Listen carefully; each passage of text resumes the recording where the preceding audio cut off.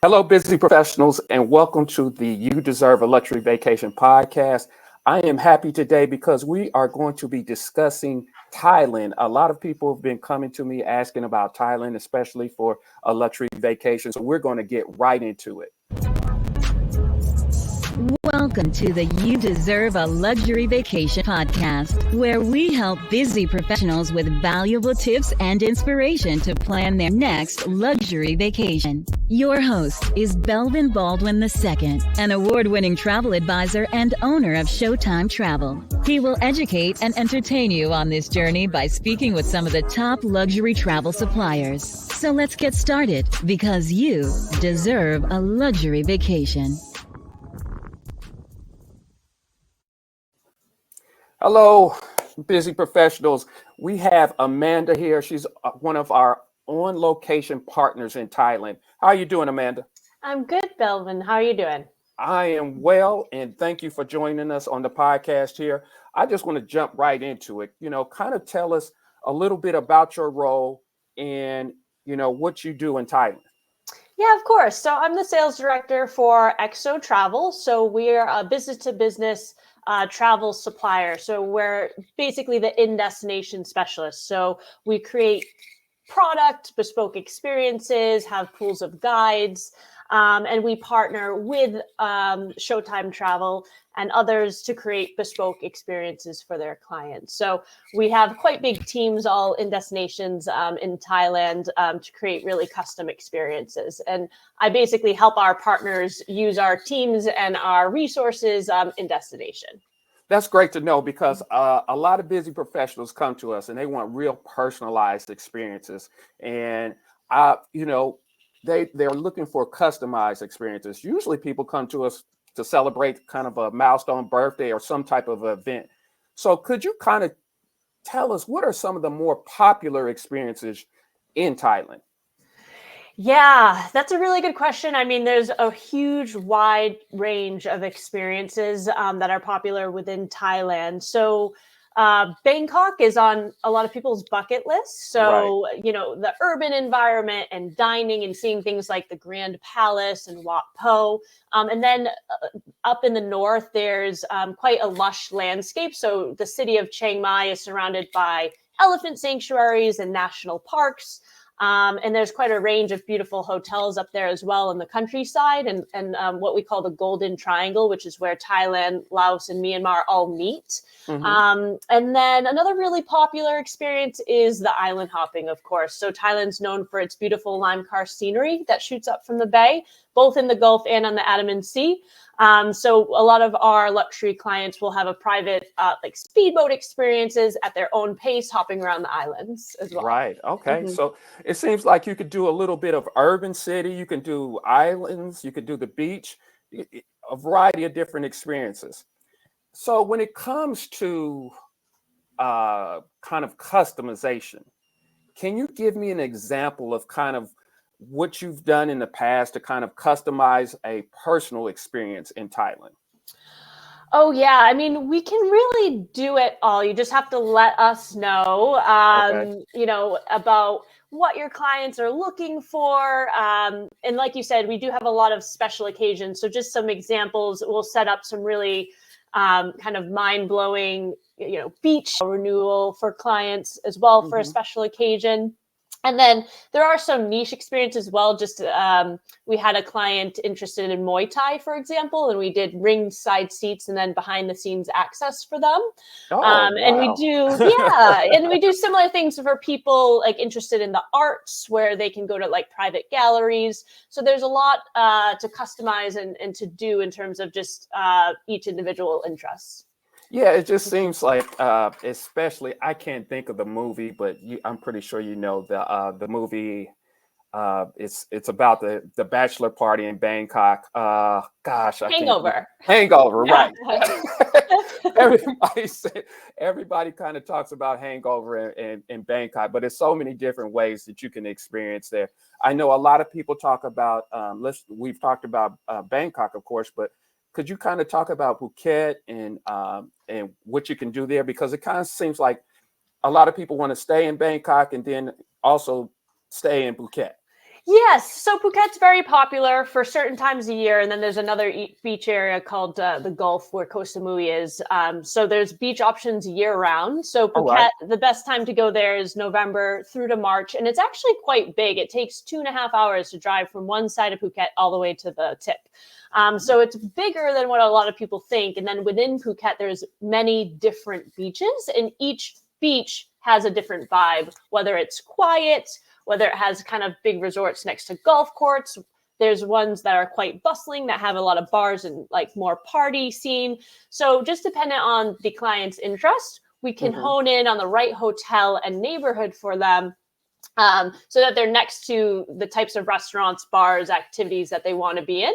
But regardless of where they're staying in Phuket, there's an old town. So you can do cultural touring as well, such as food tours, Big Buddha, and then the island hopping, like I talked about before, around the Michelin Islands or other places in the Andaman Sea. So there is quite a range. A lot of people will take time for spa and some R&R. Okay. Mixed with perhaps some cultural touring, food tours, cooking class. There are also elephant sanctuaries that are very responsible and pass our Right. sustainability tests Yes. as well Good. in Phuket. So honestly, you could go to Phuket for 10 days and do something different every day. Right. So there is quite a large range of things to do for sure. So when Mhm. it comes to this, you're seeing a variety of different. I'm just thinking of a variety of different itineraries in my head. Americans have a certain amount of time off, their PTOs, so I usually say at minimum 7 days. What can you kind of experience in 7 days there? In Thailand? Yeah, so it's really hard, but Yeah, I I would know it's seven say days. narrowing down, if Right. people just had 7 days, I would probably recommend Bangkok and Chiang Mai. And the reason is because Bangkok, great international flights. It's very bustling, and you'll see the most important cultural sites for the Thai people. The Grand Palace, for example, Hmm. and you can do a huge range of things just in and around the Bangkok area.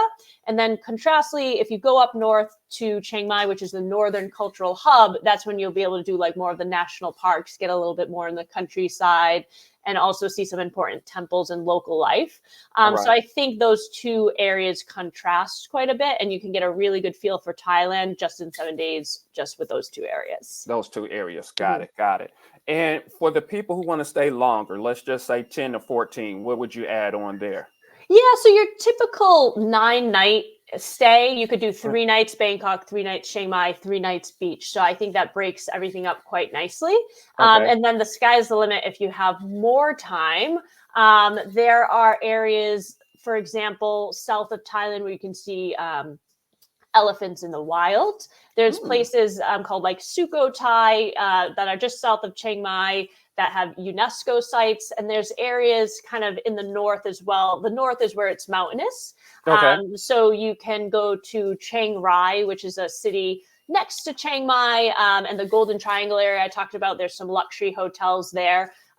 With elephant sanctuaries on site. So that's some Okay. really cool product to add a few nights, as well as an area called Pai. And it's really good for trekking, local life. In addition to that, there's much more beaches that you can do outside of Phuket. So Okay. if some clients that have more time, they might break up a beach stay Right. to get a feel for Phuket and maybe another area as well. So those sound like some hidden gems out there. Hopefully, my listeners were able to catch those. If it seems like a lot of people talk about Bangkok and Phuket, but I think you talked about Chiang Mai, which is another one out there that you really can take advantage of. And the great thing about it is, I feel that you get a sense of feel of you can have that luxury feel and you can have that local feel. Is there a way to kind of what type of accommodations do you find in Bangkok? Well, in Thailand, because it seemed like I've seen everything from Four Seasons and up. So Yeah, I mean, the sky's the yes. limit. At your luxury level, you can start at kind of a more local boutique style. So there are some smaller properties that really have a nice local feel. Um, local character, and those are really, really good in Southeast Asia region. And then, yes, you have your international brands such as Mandarin Oriental, Capella, Four Seasons, and then you have city-style hotels in places like Bangkok. But then Right. outside of Bangkok, you do have a lot of more like local architecture style for some of the best brands, and those can be absolutely amazing. And same on beach, you do have hotels that are a little bit more geared toward couples, and then some hotels that are geared toward families. So we can really hone in on the best options, but there is no lack of luxury hotel options in Thailand, that's for sure. The only areas is like way off the grid. Maybe Right. there might be more eco lodges, but in kind of, the main area, there is multiple choices. So we really just hone in on the client's style Right. and try to get the best fit for them. Yeah. Okay, okay. Mhm. So it just seems like it has a variety of different things out there. I know when I was there, I was able to do what was it? It was the I was able to drink the elephant beer, and the elephant beer was just amazing as well. So I was I don't know if you ever tried the elephant beer when you were there. There's tiger, there's lion. I don't know. I actually normally like tiger is the most popular. Popular well, okay. Um, Maybe it's different now because I just remember it was a big can and they told me, yeah, try this elephant beer. So hey, that's it's funny. different. A lot of things will have elephants on them, so and there's a lot of good loggers and pretty cheap. Let's talk about the food. I mean, we talked about beer, but what type of food, what's the food scene out there? Oh, that's a highlight for me personally. So I'm Okay. kind of basic. I like a lot of the dishes that are known here, like pad see ew or pad thai. Like those are two of my favorite foods. Okay. But locally, you can get so much more, and it does vary throughout the regions. Okay. So, like papaya salad, for example, they use a lot of coriander, fresh herbs, and then they have like a lot of local noodle dishes, quite a lot of meat dishes as well, All right. but all fresh flavors and different variations of spice. If you Okay. do like spice, Right. sky's the limit in Thailand. So a lot of our clients will do street food experiences, which get really highly rated. We of course vet all the suppliers, but it's really kind of a nice bustling scene within the cities when you're doing the street food with our food guides. Right. And then also a range of like behind the scenes and Michelin experiences as well. There's quite a range of Michelin options, especially within Bangkok. Okay. And they can be some of the best restaurants in the world, very, very highly rated, from street food Michelin, one Michelin star, and some two Michelin star, Okay. and at a really good value compared to what you're going to pay in Europe or the US or something like that for Great. Great. same caliber restaurant. So most of our clients will do a mix of street food with guided experience, local restaurants, and then the high end as well. Okay, great, great. Now that brings me to another question. I'm glad you stated that. Why do you think what's the Americans' appeal to Thailand? Why do you think a lot of Americans, especially, I got a lot of pushback during COVID because it was closed for so long. So many people were ready to go. So why do you think Americans like Thailand so much? Oh, it's been really popular. I think it's for a few reasons. I think people naturally tend to want to go somewhere that their friends might have gone, and a lot of people might have a friend who has gone to Thailand, so it becomes a little less daunting than perhaps some other more exotic destinations, if you Right. will. There is a very good entry policy and flight connections. So, Okay. US passport holders can get in very easily, and they have a very active tourism board promoting Okay. the country, Good. and people can easily get flights. And I do see a lot of travel polls as well, and Bangkok keeps rising and is really on the top now of visited on bucket lists for Right. where people want to visit for Right. cities. So, Hmm. traditionally you always get the European cities, and I like to see some Asian cities, including Bangkok, really high on the list now. So I just think it's easy, and there's a lot of appeal of different things you can do. Mhm. Exactly. I think that's what's great about it. Now, what would you say? I know you kind of in a past conversation here, you talked about the currency exchange. Do you think that Is that a reason? Is it a good currency exchange from the baht to the US dollar? Yeah, I mean, I missed that reason because what you don't, it's a long flight, but once you get past that, you get to Thailand, and it's a very, very good value. So, the money you need to kind of travel around and go dining, for example, or tipping, or Uh-huh. just shopping. Yeah, it's a really favorable exchange, and it tends to be a very good value destination compared to a lot of the Western nations. So yeah. I think one of the best things from my visit was the tailor-made suits. A lot of men go out there and they get tailor-made suits, and you can get a Exactly. tailor-made suit and have it done in 2 days. Yep. Is that do you hear that with some of your Yeah. people that go there? Yeah. Yeah. So you can go straight to the shop and choose there, and they're very, very helpful. And you can chat with them. They'll tell you the turnaround time. It's best to go, of course, on your first day within the city. Right. Or you can actually go as far to bring a picture Mhm. of something you like, whether you already have it. You can bring an item of clothes. You can bring a picture. So a lot of clients do like to do that if they have time. And again, it's a really good value compared to a similar experience somewhere else. Yeah. Yes, it is a very great hmm value. I mean, hmm to have a tailor-made suit right there with good quality as well. I mean, you get to pick out the different styles and look at the material. Uh, Worcester wool, 100% Worcester wool. I mean, they really go far to make sure it's the right fit for you, and that's one of the great things. Do you see a lot of I'm speaking from a guy's perspective, but do you see women go there as well to Oh yeah. yeah. Okay. Oh yeah, similar. You can have there are like ones that you can get dresses as well, but a lot of women get suit dresses or suits as well. So we've had a woman do it as just as much. Okay. Yeah, Great. Great. Great. yeah. Wow. So when we talked about the flight there, and I think that's probably one of the challenges, if any, when it comes to it. I know when I flew, I stopped in Tokyo, and then I went straight into Bangkok from there. What do you Mhm. usually see as far as flights going to Bangkok? How long is the flight? Where are the layovers, etc.? Yeah, so it can really range just based on the hub, but it's always going to be around one stop out of the US. So just using Atlanta as an example, you're going to stop in a hub somewhere, and that will be dependent on the air carrier that you're Correct. flying. So Korean Air is a big it has a hub in Atlanta where you would lay over in Seoul and then connect into Bangkok that way. You flew through Tokyo on Japan Air maybe, and then Mhm. connect in that way. And then aside from the main Asian hubs, like you can fly through Hong Kong on Cathay Pacific is a great option. Very popular routings are also through the Middle East.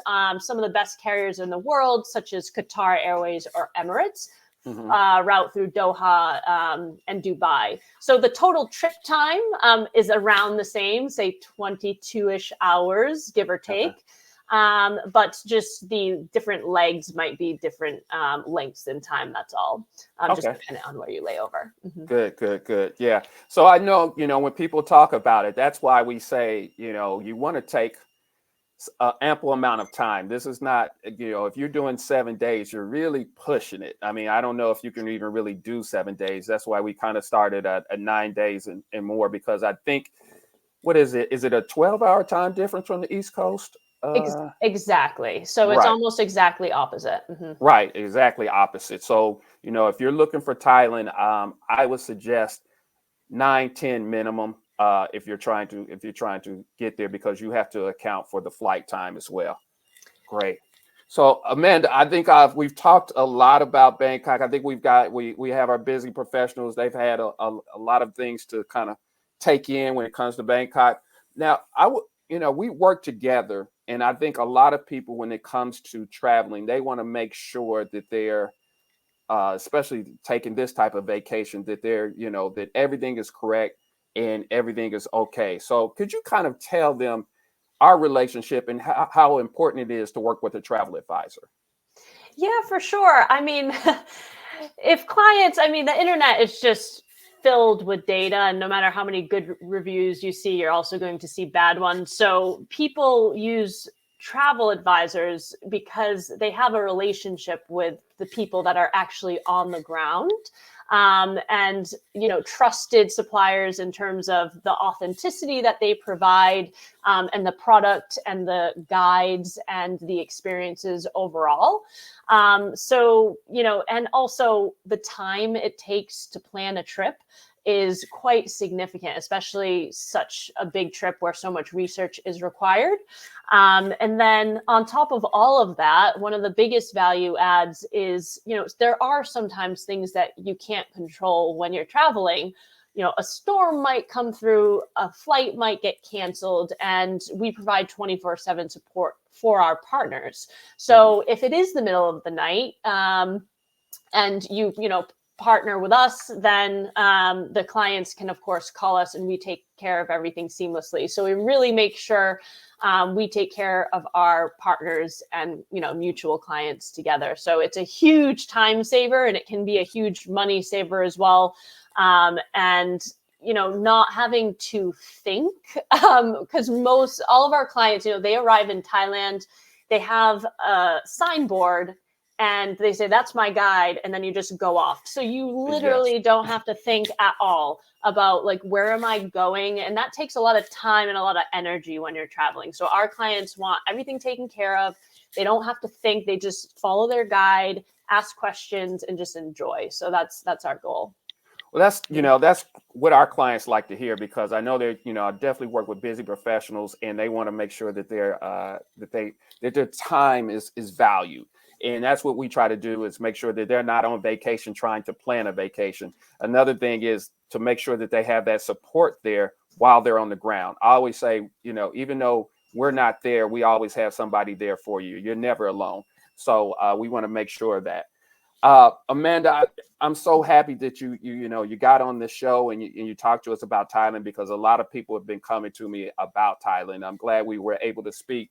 And just to let all our listeners know, Amanda is kind of a specialist of all of Asia, and she may be back here to talk about other countries as well. So if you have any questions regarding any parts, not only Thailand, but any parts of Asia, just DM me or email me and let me know. We're also going to give you guys a freebie, kind of an itinerary. So we'll leave the link in the comments to make sure you click on that link, and we'll give you an example of some of the great itineraries that we make when it comes to Thailand. But if you have any questions regarding Asia and overall, just make sure that you contact us so we can make sure that we can also have that as another show, or we can get that information to you. Now, Amanda, I know I've been talking a lot, but is there anything that maybe I forgot that you can help us out with, or if there's anything that you want to say regarding Thailand? Oh, that's a really good question. I mean, take a look at the sample program, and that's kind of a really nice off the beaten path and main classic areas program. And just keep in mind that everything can really be highly customized. The cool news is the flight connections are much better than they were during COVID. We did have a period of time where the flights were an issue, and that's not the case anymore. And then if you can, as Belvin mentioned, it is popular. So especially for the peak seasons or heavy travel periods, just plan ahead if you can, so that you can get all your first choices and have something to look forward to. So great. And we probably stated this, but let's just reiterate it. What are the peak seasons, and what are the seasons that are the rainy seasons, so we can avoid those times? Yeah, there are microclimates. So I don't want to, Thailand is a year-round destination. It does see visitors year-round. The busiest time that, comes with the least amount of rain is November through March. So right in there is Christmas, New Year's. So that's Christmas, New Year's is the busiest time, but November through March typically has the least amount of rain. And then September-ish tends to be the rainiest. So, but, it is a year-round destination, and then just based on the client's interest, we can go to certain areas that will have less rain. For the beach, for example, Koh Samui has an opposite rain season than Phuket.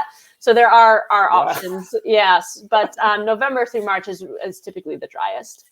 See, that's why we're here, because even if you plan during that time, we can redirect you to the least amount of rain if this during that season. So, Exactly. and the great thing about it is, just like Amanda stated, Thailand is a year-round destination. So it's you don't have to avoid a specific date or anything of that nature. Well, great. Well, I think that was a great. We answered a lot of questions there, and Amanda, I want to thank you again for talking about Thailand. I know it's probably going to be more questions. Make sure that everybody clicks on that link below that we're going to have. We're going to make sure that we get you that great information that you're looking for. If you need anything when it comes to discussing a itinerary or anything, visit showtimetravel.com and click on the You Deserve a Luxury Vacation link, or Design My Luxury Experience link, and we can set up a free consultation for you. Amanda, thank you again. And remember, every busy professional, contact us because you deserve a luxury vacation.